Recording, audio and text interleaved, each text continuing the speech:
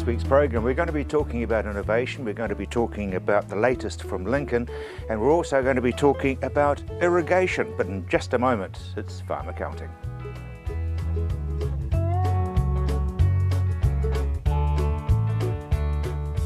Online tax rebates, we're getting pretty upmarket. Yeah, well, it's more the online tax companies. It's just a reminder to people out there they've got a trust or a company and they've got the accountant doing the books, not to actually go and sign up with them. There's a few people that have suddenly thought, oh, I'll get a refund, I'll go and sign up with these online tax companies and think that's the be-all and end-all. The implication is if you do that, your accountant no longer acts for you and they can't finish off the books of your trust or company.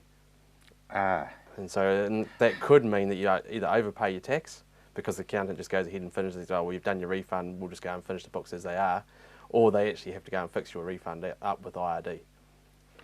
So, okay, just pass that by me again. If you go to an online company. If you go to the online company, they'll do your tax return, get you your refund normally, because they promise that in most cases. Your accountant needs your personal tax return to finish off a company or a trust because they want to look at the best way of allocating income out to get your tax bill down. So right. If someone's already done it for you, the only way to really do it is to actually for your accountant to get the tax refund back or tax return back from IRD, have a look at what they can do, and you may have to pay your tax back to IRD that you already had refunded. Right. So put all the eggs in one basket. Yeah. So the important thing is to stay with your accountant. Don't go with these tax refund companies because it does make the accountant's job harder. It will cost you more, and if you do go with them and you have to fix your tax return, you could expose yourself to IRD unnecessarily. Yeah, the thing is you have to pay you a lot more money to do it. Yeah, exactly, yeah. Yeah, because they've got to fluff around trying to get it all sorted, find out from IRD what you had back, work out what you've got to pay, and then you've got to pay them, write a big cheque, and that money that you thought you had's gone. Now, you get people to sign a thing to say that they are very happy with you being the accountant, don't you? Yes, yeah. IRD have got a requirement that anybody that comes on board has to sign a form that says that we're going to be their tax agent. And that has to happen annually? No, well, that happens when you first come on board, and then for us to do a tax return, we also get them to sign it annually, a checklist or a questionnaire to say that they've given us all the information and that they take responsibility for everything, so that if we don't know something, we can't be held responsible, basically. So that, in that case, the IRD know to contact the chartered accountant? Yes, yep. Yeah, and you can't put a person onto your agency list with IRD without that first initial signed form. Okay. So, and that's basically the notification. And they actually come in annually and check on us to make sure that we've done that. And if we don't, then it's a bit of trouble. Okay, so I better sign mine. Yes. Consumer confidence? Yeah, we've had ANZ and Westpac both come out with reports saying that consumer confidence is actually down. And as a result, their spending patterns are dropping. The outlook is that it's going to continue to drop. They've actually, there's no real surprise, come out and said the rural economy is the one that's showing the biggest drop in confidence and spending. That's understanding. Yeah, it's not a surprise. But they've also come out and said the wealthiest and also the sort of the higher income people, they're also dropping their spending, which was a little bit of a surprise because you'd think they'd be the ones that carry on and the ones on the sort of middle or lower income would actually drop.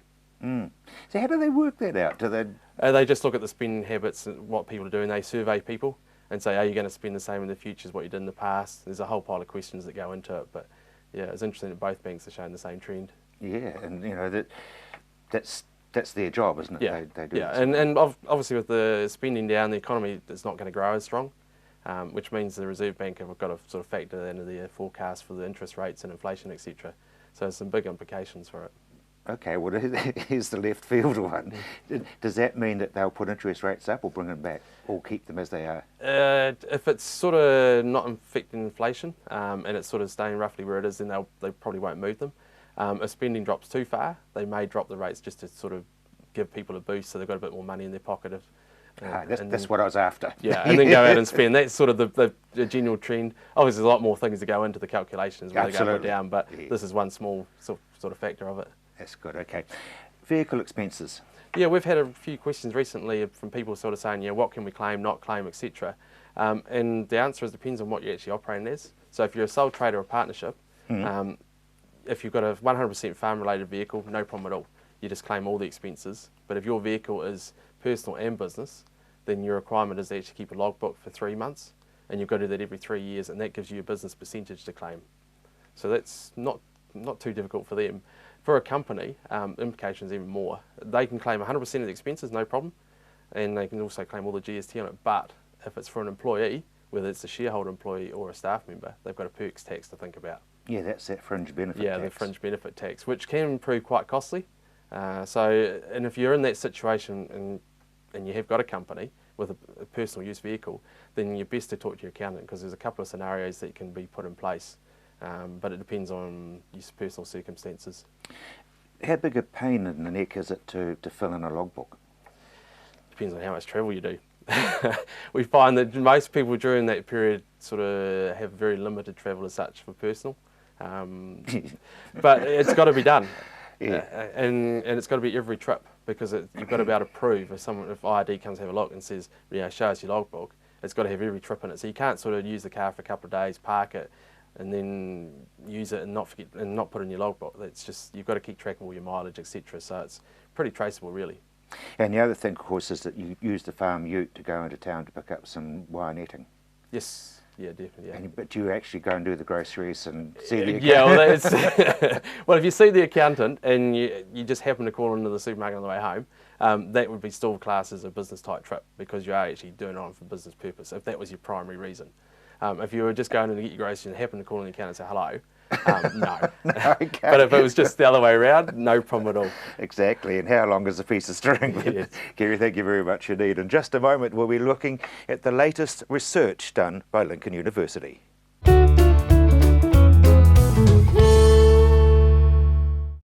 You're doing work on parasite control and use? Yeah, so one of the things we've found in the past, or people have studied in the past, is the importance of nutrition around the periprotruent ewe, and in particular how nutrition can reduce the relaxation and immunity and prevent what is a lot of shedding of eggs onto the pasture, which then provides the contamination for the lambs later on in that season. So what we're looking at doing is finding ways in which we can supplement the ewe using nutritional strategies to help reduce that relaxation and immunity and provide a long-term benefit for the lambs on pasture. A lot of people would just say drench them. You can drench them, and certainly that's been the standard practice at the moment, but I mean, there are issues around the use of drenches, not only in terms of residues, but also in terms of drench resistance in particular. And drenching the ewes has been identified as one of the main contributors towards development of resistance or selection for resistance to anthelmintics. So if we can find other ways of reducing that pasture contamination through, in this case, nutritional strategies, then we can reduce the reliance on anthelmintics, reduce the selection pressure that's placed on resistance, and hopefully provide some long-term benefits to the lambs as they go through the grazing season. So what are you looking for as far as nutrition is concerned? Well, at the moment, mainly just for a start, these studies have only just started, so we're looking at supplementation just with some commercially available nuts. We will, in time, get into identifying specific components within the supplements that are, in particular, individual amino acids which are required or important for maintaining the immune response, and then move into formulating those diets as in a way in which we can supply those amino acids and supply those nutrients to the tissues of the animal, which isn't always that easy when it comes to ruminants, but there are ways and means in which we believe we can get by. So it's really a long-term project? It is a long-term project, and it's a long-term. Parasites are one of those issues that they're a long-standing issue, and they're not something that we're going to solve overnight. And this certainly won't be the be-all and end-all. It'll be another tool in the toolbox to help manage and control the parasite problem, but it's not necessarily going to be the only answer. And so it is a long-term vision and a long-term approach, but it needs to be a long-term approach to make sure that what we're doing does work and it is sustainable. And you're doing it in the paddock, so it's a pretty real sort of research. Absolutely, and that's a critical aspect. What's been done in the past has been where they've shown nutrition to be important has been in pen and on pens and pen-based trials.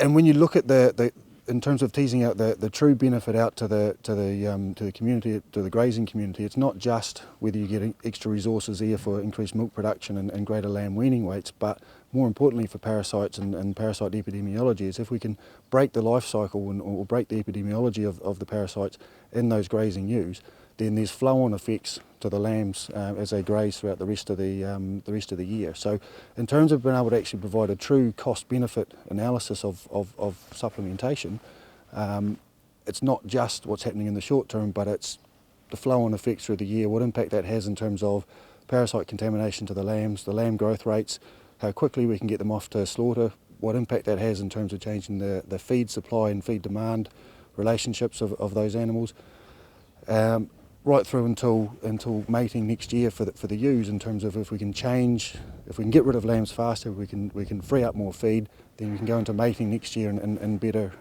condition and hopefully get better ovulation rates and better reproductive success. So it's trying to get a full picture of what the benefits actually are. And straight after the break, we're going to be talking irrigation, which is interesting when winter just doesn't seem to want to let go.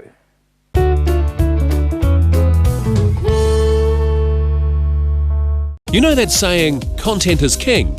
Well, in today's mixed media world, it's true. You need video, audio, photos and more for social media, for marketing, for communications, sales and for advertising. And you need this at a price that works with your budgets. Well, that's what we do.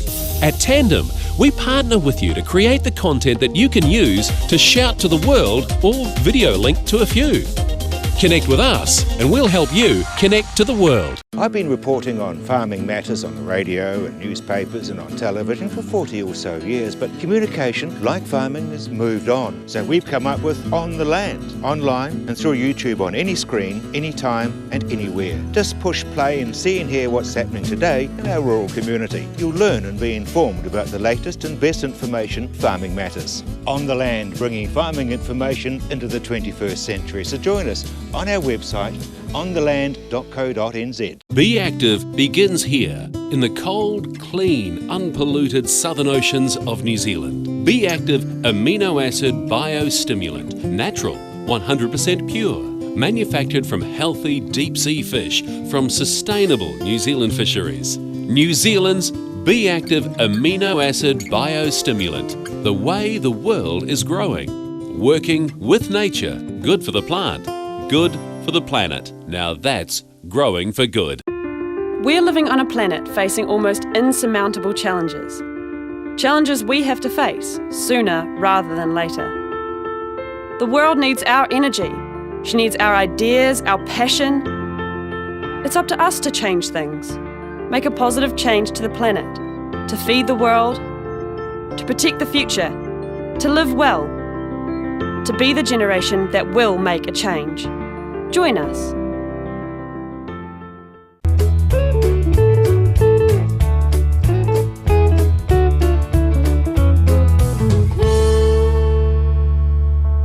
Cold, rains in parts of New Zealand, and what are we doing irrigation-wise? Well, up until the end of last week, up until sort of the Friday, Saturday last week, we were getting very close to pushing the switch. In fact, I taught a workshop for the North Otago Irrigation Company last Tuesday, and Tuesday week ago, 10 days ago, and yeah, coming back I thought, we've had 3 or 4 days in the northwest, I'll see some irrigators going.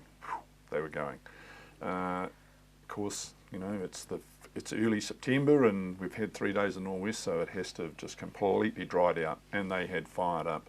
I'm not sure why, and then later, about 2 or 3 days later, I come across the top of the plains and there's centre pivots going everywhere. So we were getting close. We were not that close. We were still a week to 10 days away from actually having to push the switch. And then the rain that has occurred in this last 4 or 5 days, even in Canterbury, has pushed everything back to field capacity again. So there's no need to even think about irrigating properly for the next 2 to 3 weeks. Just keep monitoring though. Just keep monitoring. You need to make some objective decisions, not subjective decisions about irrigating. You're right about it being cold.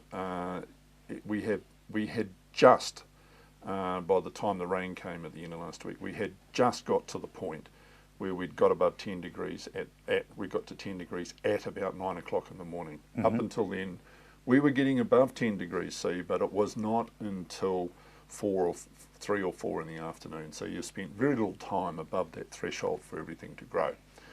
So we'd got very close to irrigating, and of course the forecast is still for some significant rain for the rest of this week, and particularly in Canterbury. And the North Islands, just east coast of North Island's been pasted. Yep. They were very, very close to irrigating as well. We had a lot of places in the North Island where we were, especially pastures, that we were very close to pushing the switch, but you know, they've had more than they need. Yeah, actually. they have. I mean, they've got flooding. So. Yeah, I mean, we needed a 30 millimetre rain, and they've had 100 to 120 millimetres. So, yep. They've had more than their share. They've actually had some pretty good, in some places now, some really good rainfall recharge to groundwater. You know, when you needed 30, you've got 4 times that. So you've got 3/4 of that's gone straight on the flat areas, gone straight back into the groundwater system, which is great for the irrigation season. Right. Yep. Bottom line is, though, it's still very cold. The snow down to lowish levels. Yes. So just back right off. Back right off. It's really interesting. We got temperatures up to nearly, in Canterbury, we got temperatures up to nearly 12 degrees end of last week. We're now back under 8 degrees, peak of 8 degrees. So it's going to now take us another week or so to actually off really nice fine weather to get those soil temperatures back up again. But there's still a whole lot of lows all around the place. And, it's you messy. know, Australia's under all sorts of stress. So just be really cognizant of irrigating at this time of the year.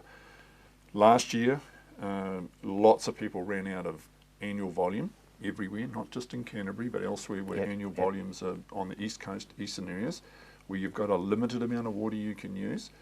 Ran out of annual volumes. We need to be very careful about irrigating in the shoulders. This is the shoulder season. There is not high demand for irrigation at the moment. Growth rates aren't all that great. We've barely got to 30 kilograms of dry matter per day, which is very, very low. So there's nothing really demanding irrigation at this stage of the season. Is it a really late spring, or is it just? Oh, it's about what I think is about average. You know, it's September. We have to remember this is September. Yeah, but it's late September now. Yeah, but it is still September. We haven't reached the equinox, or we have just reached the equinox. It's now that we start to see the real changes take place. Once you exceed that 12 hours daylight and nighttime, and solar radiation is starting to catch up. You've got to remember that while day length, we see changes in day length quite quickly, we don't notice the changes in solar radiation. That's the radiation that comes in and makes things grow and warms things up. There is a lag in that compared to day length. So we're just starting to see solar radiation get on the increase. And the equinox is sort of the time where that is really starting to ramp up. So it's from now on, it's heading into that first week of October, that we will really start to see things happen. Because you know, you look at the trees and they're only just starting to bud up. Yeah, but if you look around at things like if you go into the Central Otago, for example, all the cherries and all the apricots are in full bloom. They're busy frostbiting. So it's not that cold. These things have burst into flower. Look around and look at plum trees, for example. Those early stone fruit things. They've all flowered even in Canterbury. So and of course the North Island's done and dusted when it comes to that. So especially the eastern part of the North Island is done and dusted when it comes to those sorts of things. So you know, it's a little bit colder than what we've probably been used to in the last couple of years in September, but you know, it is September, it is the first month of spring, it is a volatile time of the year as far as weather is concerned, and we've got a whole lot of things that need to happen for things to really warm up, and the key one is getting the solar radiation input. That's what comes in. It takes time for it to arrive from the sun, and we need that to ramp up to really kick things into gear. The other thing, excuse me, the other thing, Tony, is that a pump that's not actually going doesn't cost you much. That's right. If you're not pumping water, then it's money in the bank. And the cheapest irrigation we have is the rainfall, and we've had a 20 to 40 millimetre rainfall last week. We've predicted to get a bit more this week. Doesn't cost you a cent for that rainfall. Exactly, so we'll use that in the meantime. Absolutely. Thanks very much indeed. We've got more for you on the land straight after the break.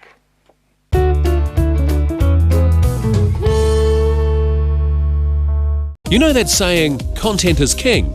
Well, in today's mixed media world, it's true. You need video, audio, photos and more for social media, for marketing, for communications, sales and for advertising. And you need this at a price that works with your budgets. Well, that's what we do. At Tandem, we partner with you to create the content that you can use to shout to the world or video link to a few. Connect with us and we'll help you connect to the world. I've been reporting on farming matters on the radio and newspapers and on television for 40 or so years, but communication, like farming, has moved on. So we've come up with On the Land, online and through YouTube on any screen, anytime and anywhere. Just push play and see and hear what's happening today in our rural community. You'll learn and be informed about the latest and best information farming matters. On the Land, bringing farming information into the 21st century. So join us on our website, ontheland.co.nz. Be Active begins here in the cold, clean, unpolluted southern oceans of New Zealand. Be Active amino acid biostimulant, natural, 100% pure, manufactured from healthy deep sea fish from sustainable New Zealand fisheries. New Zealand's Be Active amino acid biostimulant, the way the world is growing. Working with nature, good for the plant, good for the planet. Now that's growing for good. We're living on a planet facing almost insurmountable challenges. Challenges we have to face sooner rather than later. The world needs our energy. She needs our ideas, our passion.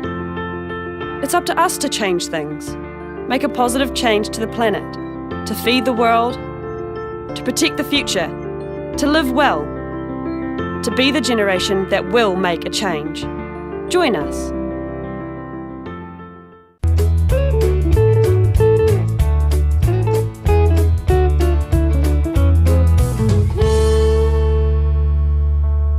Dennis, we're winning the war of herbicides and resistance.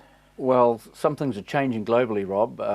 They say that using glyphosate, for instance, 15 times or in excess of 15 times on a particular weed species leads to things like resistances. Now, what's been happening in Europe and well, not so much in Europe, into America, is the glyphosate tolerant crops, the soybeans and the things like the cotton. There's been resistant because they've been spraying the glyphosate over top of the crops.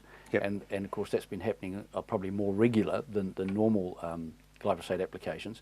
And so they've developed resistant weeds to glyphosate more quickly. This is your ecology and changing and evolution. Absolutely, biotypes, those types of things coming through. And so what they're doing now is they're attacking them with a duo of glyphosate plus something else. And what they've got now is tolerance to 2,4-D and tolerance to dicamba, which previously would have killed those species. For instance, soybeans, dicamba would kill beans, but now you can put glyphosate and dicamba over soybean to control the fallout from the glyphosate resistant weeds that have developed in those fields.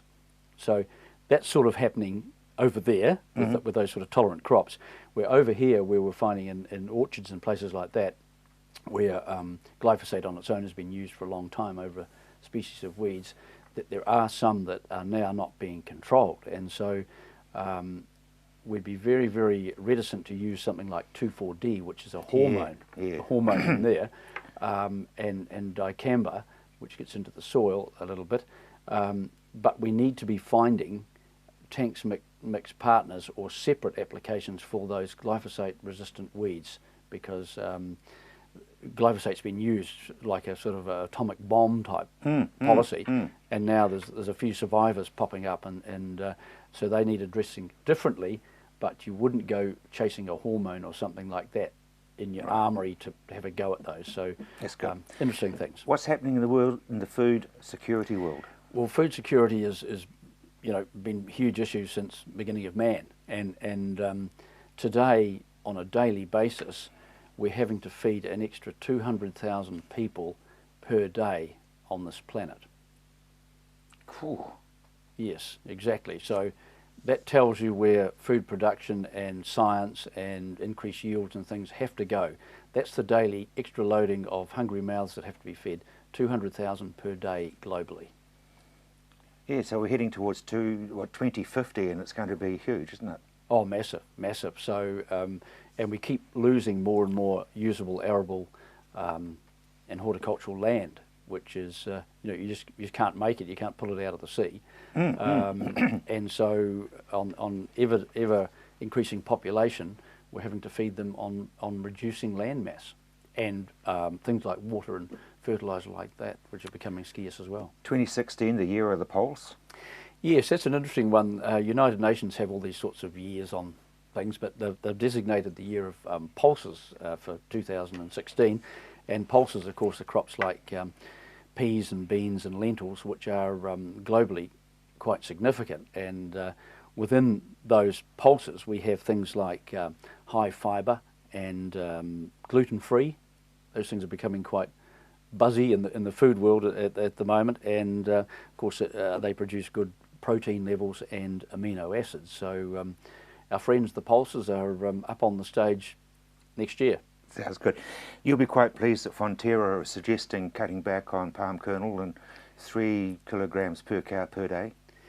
Yes, well, I'm pleased they've reached that hopefully scientific based decision, because the palm kernel has actually kept the grain prices in check, and in fact lowered them, because it is a byproduct from the tropics, and it is basically ground up tree fibre, which is the kernel from the palm. So that fibre has been quite damaging to the internal parts of a cow's stomach if they've been fed great quantities over a length of time, to the point where veterinarians have seen the stomachs bleeding from the agitation and the fibre, yes, rubbing in the stomach. Now, ECAN have got a nice side to them.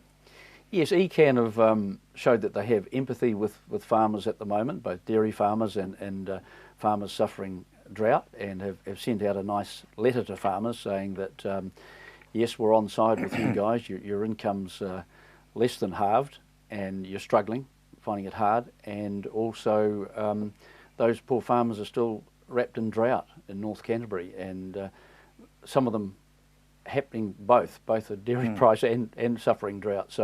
So really they're saying, yeah, talk to us. We won't be perhaps as hard and fast on slight non-compliances, but don't just use that as an excuse to put effluent into the river or anything. No, anything with like a that, reason, yeah. Because Big Brother is still watching. Exactly. But they are saying that, talk to us. We're not as bad as you might think we are. And the fertiliser companies, they're doing their bit as well. They are indeed, and that's an interesting philosophy and an interesting switch. They seem to have in the past, the major ones have fought each other on price to a point where they've always kept a little bit back, being a co-op, a little bit back for a rebate. Now, they're virtually saying now that we're not keeping anything back for a rebate, and probably they shouldn't have in the past. No. But they play this game of we're the greatest, we've paid more money back, we've held things because we've got this reservoir of funds. But in terms of farmers' cash flows, they've taken it when farmers probably would have preferred just the bottom price, the best price you can best possible on the day. So, in fact, they've played games with farmers' cash flows. They've taken it so they can give it back and say we're jolly good fellows and look how well we run our business.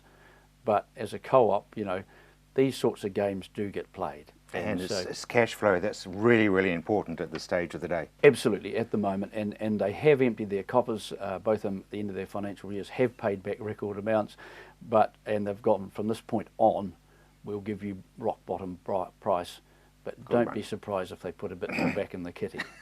Dennis, thank you very much indeed. In just a moment, we'll be talking about oils.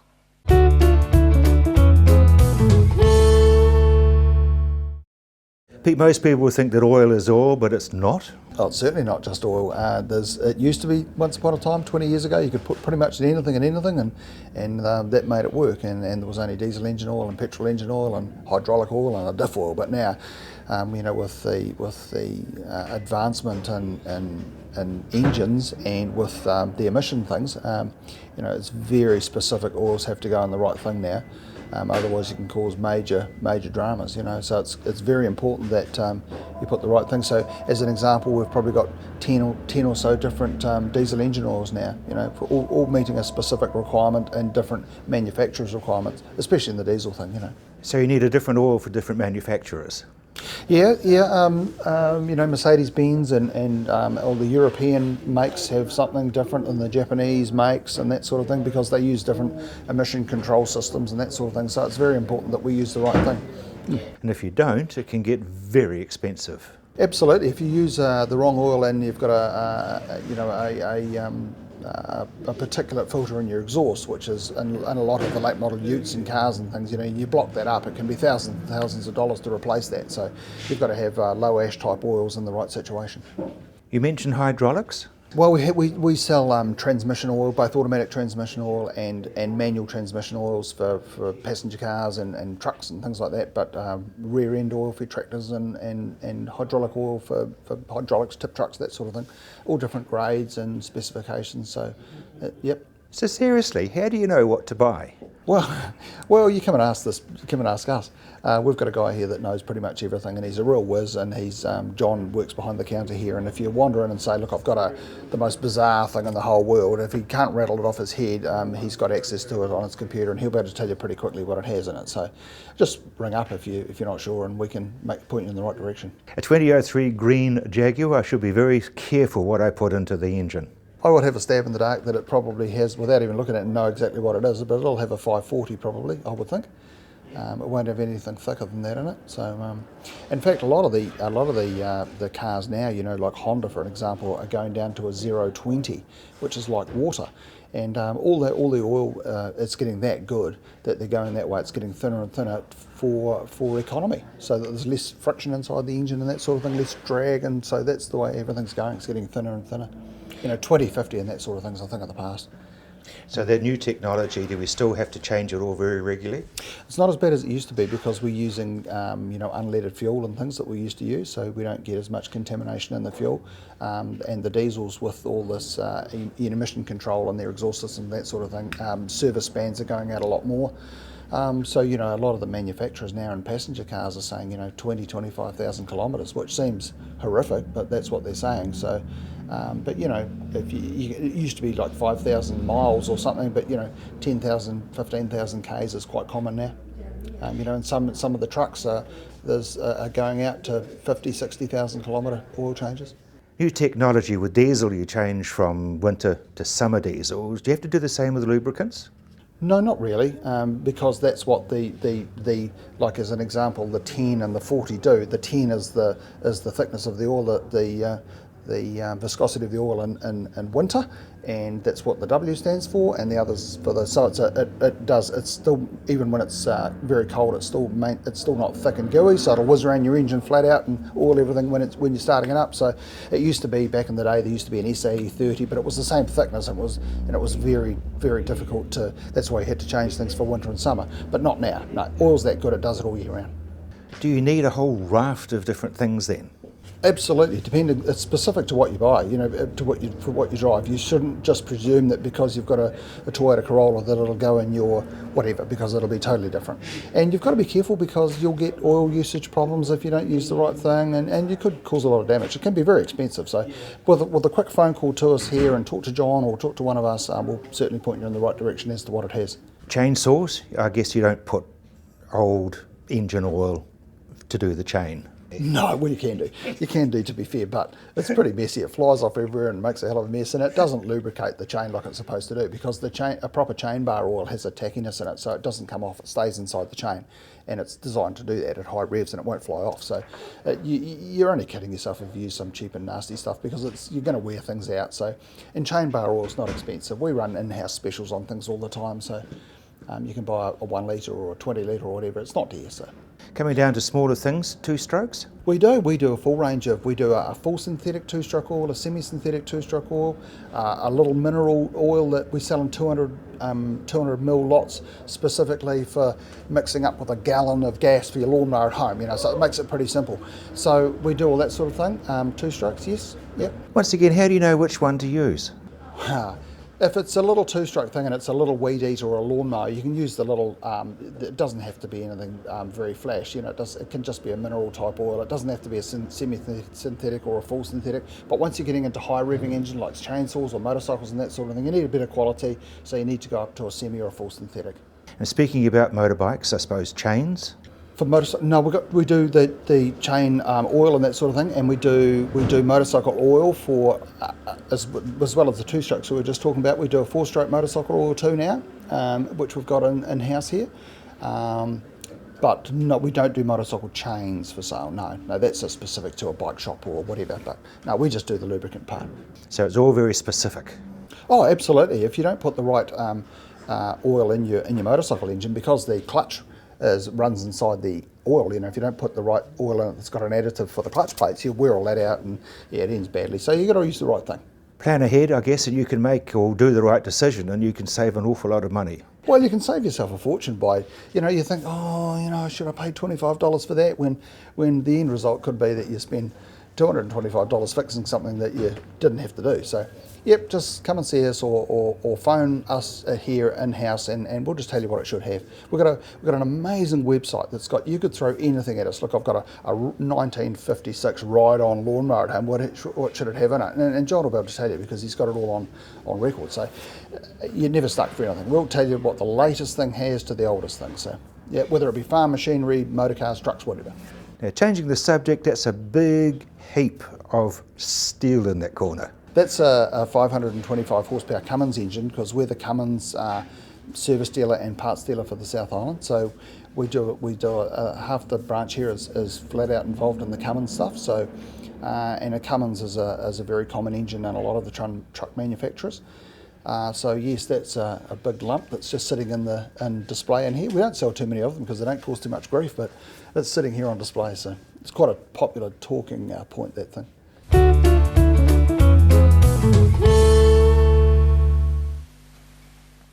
Interesting conversation we're going to have, because as somebody in the funeral business, you actually know a hell of a lot about organ donors, and apparently we're pretty shy on them. We are. The statistics from last year, it looks like there was only 46 organ donors in New Zealand, and the suggestion is that the reason is the public have the veto, or the family have the veto against the person's request. So, I mean, for example, on my driver's license, I've got donor, and I'm not quite sure whether they want my liver, but they could always take some other bits that are still working well, and literally the family can say no. Yes, and once the family say no, the subject's closed. I guess the other thing, Craig, is that no one's going to look at my license until afterwards. No one's going to read my will until it's too late. So how do we, if I'm really wanting to be a donor, how do I do it? How do I go about it? It really needs to be documented and made aware to family members, which would bring us back to why we suggest families, older ones, do a pre-arrangement, so that they have documented down their wishes and thoughts concerning their funeral, and family have a copy of that or know about the copy, and then it's there in black and white when that reality comes. So this is a pre-arrangement, this is a form that funeral directors use throughout the country, and it's signed by the person. Mm-hmm. And it's a very useful document in the sense that it outlines the person's desire for their funeral, but for us as funeral directors, it's often the document that we can use to bring family back to neutral ground. And why that happens is often when someone passes away, it's the first time for maybe many years that all the family have come together, and individuals are facing many emotional stresses and thoughts that they didn't realize, either with the reality of the one that's died or even within the family. And we end up with this thought and that thought being aired, and one person wants it done this way and another person wants it done that way. So we use that pre-arrangement as something neutral, and it's from the person that's passed away, which brings respect to those in the family, and we can usually bring that in as the middle ground and get everyone together with that document. I guess also there's a case, Craig, where members of the family are going to say we don't want granddad or grandmother or mother or dad sort of mutilated, because they don't want that to happen in their minds, but it's not really the case. Not at all. To me, the most important thing is respecting the wishes and thoughts of the person that's passed away or choosing to be an organ donor. They've made that decision consciously and feel that it is something that can be utilised if it's an organ donor we're speaking about to help save someone else. Now, I know of one situation where a young person passed away, and he is the result today of 9 people still living as a result of his organ donors. What a lovely thing to leave behind. Mm-hmm. You said young. Now, I guess that somebody in their 90s is probably, their body, with all due respect, is worn out. So it's the younger people who should really be doing this? Absolutely. And even if you choose to be an organ donor and family are supportive of you, there is definite medical criteria that's looked at before organs can be used to benefit someone else. Now, serious question, if I, for example, were to do a pre-arrangement with you, for example, now all my children and everyone in the family live in Australia, how would they know that I'd done a pre-arrangement with you? We would suggest to family that they verbally tell the children that this is what I've done. You yourself, Rob, would keep a copy of that, and then the funeral home keeps a copy of it also. And I'd put it in my safe at home. That's the first place they're going to go to. Absolutely. How much money did the old man have stashed away in there? Absolutely. And oftentimes when we go to meet with family, we take those documents with us and have the written copy there, and it can be referred to and looked at if family haven't seen it. Do you update those? I mean, people update their wills every couple of years. We do. Every 12 months we do our best to go through the pre-arrangements that we have and touch base with people in case they do want to make changes. And on that pre-arrangement, I mean, I would be telling you what music I wanted, and even down to pallbearers. Absolutely. Perhaps the most important information is the information that relates to the recording of the death certificate. And there's a lot of details on there that children might not even be sure of. For example, the names of your mother and your father.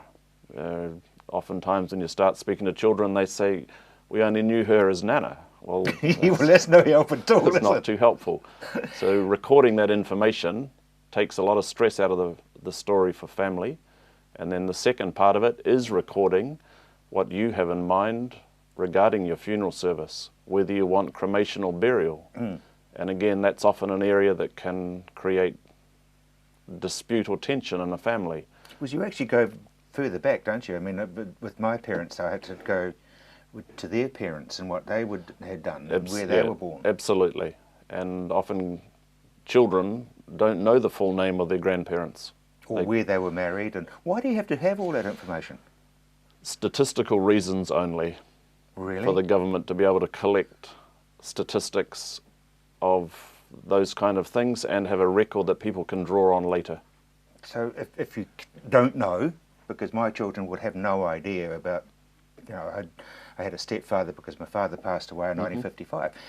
How are they, what happens if they literally don't know? If families cannot gather the information, it is illegally allowed to be put through as not recorded or not known. Yeah, okay. But it's normally it is. Mm-hmm. Most families manage somehow to find it. Thanks very much indeed. In just a moment we'll be talking about North Canterbury and what's not happening as far as rain is concerned.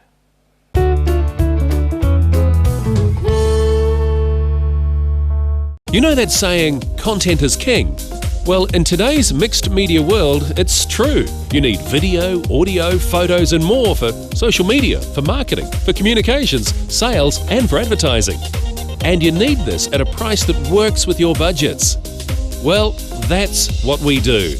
At Tandem, we partner with you to create the content that you can use to shout to the world or video link to a few.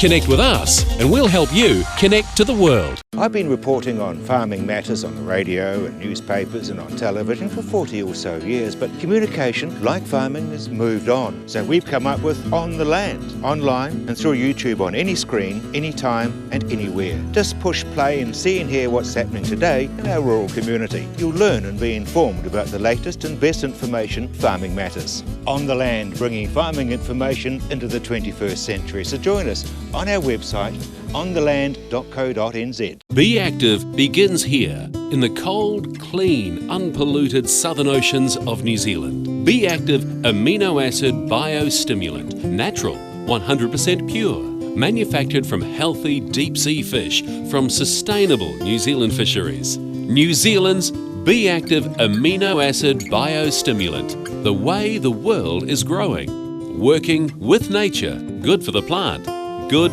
for the planet. Now that's growing for good. We're living on a planet facing almost insurmountable challenges. Challenges we have to face sooner rather than later.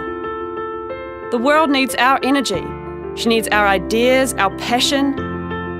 It's up to us to change things. Make a positive change to the planet. To feed the world. To protect the future. To live well. To be the generation that will make a change. Join us.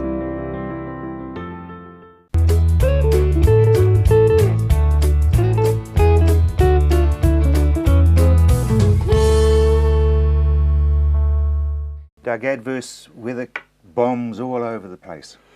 Well, that's right, and it goes from one extreme to the other, obviously. Floods are in vogue in the North Island and droughts are in vogue down here, and if you saw the graph in the press this morning, you'd see that Cheviot is actually the driest place in the South Island. And I talked to somebody up in Waikari on Sunday and said we'd had 26 mils of rain in Christchurch, and he's texted me back, "You keep pinching our rain, we got half a mil." So half a mil. It's incredible that Cheviot got about 10, but it seems to be circling round, if you like. Hopefully we might get some of this, but it's easterly and I'm not sure if it's going to come down as far as Cheviot. So basically you've got your organisation, which is nationwide, looking after people in the Gisborne region. Yes, they've been very active, and they've been active in the lower Wanganui area and are still active with the clean up there, which is massive for probably not might be 200 or 300 farmers have been really seriously affected there. Mm. But in North Canterbury, the drought has been extended until the end of February, which means that we're getting some more funding from government, and we've been using that funding in a number of ways, and aimed really at getting families off the farm to community events, cheer-up functions. I'm not sure if you've heard of something called the Bitches Box, which is a comedy show featuring 4 or 5 women. It just went to the Edinburgh Festival. It's very well known. That we put on that in Cheviot and Waikari. We've done a busload of people from Culverden to the thing that's playing at the Court Theatre at the moment, Mammal. Mammal, which is actually very good. I know, and that will give them a laugh. And there's a Spring Fling, which is sort of a get-together up in Culverton where they'll get a DJ and do stuff. That's the sort of thing we've been doing.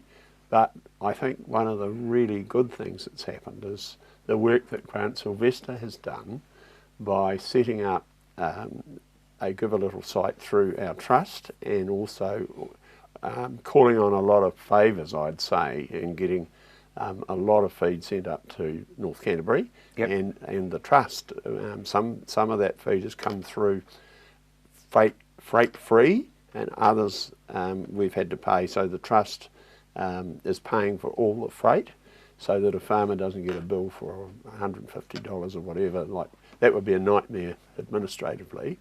So we're really grateful. And I think the other thing that I need to really mention is that people, commercial firms, the goodwill and the donations that we've had just have really overwhelmed me. And I suppose that's partly because the trust, I think, now has a much higher profile, and people know that we're not bogged down with some inflated sort of bureaucracy, and so the money actually gets out to the farmers. So there's really very little, if any, development as well, funds disappearing into administration. That's right. Now, one of the things, Rob, that's really taken off in North Canterbury is, I think I mentioned it before, is this all-girl tailing gang. Now, this has been hugely successful. There's a woman in Omi who's organised this, and it's been so successful that some men want to join the gang, but they are staying with it all women, and our trust is helping them and getting petrol vouchers if they need it in other ways. But for older farmers whose excuse me, children have left home, the farmer will get the sheep in, and these girls come along and they also bring their own lunch, and for the farmer as well. So that's really been successful, and it's fun as well. So I hated tailing. I hated tailing with a passion. Same. So I don't know whether they've had any land breaks with the sight of girls instead of men probably there, but it's been a real sort of cheer-upper, if you like, for a lot of farmers. Going back to Grant Sylvester, I mean, there must be an end to how much supplementary feed that people can afford to donate and give away. There certainly is. We've had donated feed, though, not only through Grant Sylvester, but other people have rung us. And like you, I think it must be coming to an end. And feeding ewes with young lambs with baleage, and I'm not sure how successful that would be. So we're looking at the next stage, and we're running information days about early weaning, selling ewes and lambs all counted, and that sort of thing, so that it gives farmers something to work on and some idea of how they're going to handle whatever's in front of us. There's still quite a bit of demand for stock in the sow yards? Yes, there is. Certainly lambs all counted are selling really well, so that's a really good option. Of course, the best option, Rob, is that people should have sold all their sheep back in February, gone through this, fed nothing, spent nothing, but of course that's hindsight. The obvious thing is that the best time to sell your stock is either today or 3 months ago. That's right, or more than that, 6 months 6 ago. months ago, yeah. But you can't do anything about that. No. So, no light at the end of the tunnel. I mean, you just don't know when it's going to rain. Well, you know, I don't like to be too morbid about this, and we always live in hope, but it's fickle. And one thing about the weather, Rob, you can guarantee about the weather. It's a certainty. It is unpredictable. And the boffins in Niwa, they've been wrong before. We have had big droughts in the La Nina, so it may not come as bad as we think. And the neat thing is that you guys are in their corner. We are, and we're not going to run away, and we're actually recruiting more people. Well, all power to you, Doug. Thank you very much indeed. If you want to revisit Doug's interview and all the others on the program, don't forget our website is ontheland.co.nz. I'm Rob Cope-Williams. You've either been watching or you have just missed the program, but I will be back at the same time next week. Until then, bye now.